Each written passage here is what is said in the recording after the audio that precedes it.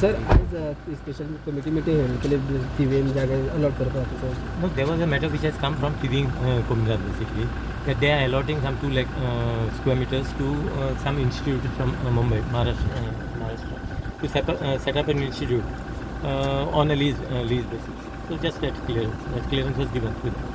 Clear area 2 lakh square meters. It is for lease. Okay. How many years sir? Lease, how many years they have not mentioned, but that is the thing between the Communidade and the applicant. So It's a private institution from.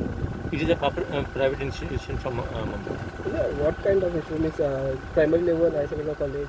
No, they want to set up an institution that has not come to us. But it is just as far as allotment of land is concerned, where we are dealing. So Communidade has sent us the proposal and we have accepted the proposal. Something it was on a lease. I think it is a yearly lease of for 25 lakhs rupees or something. What are Allocate?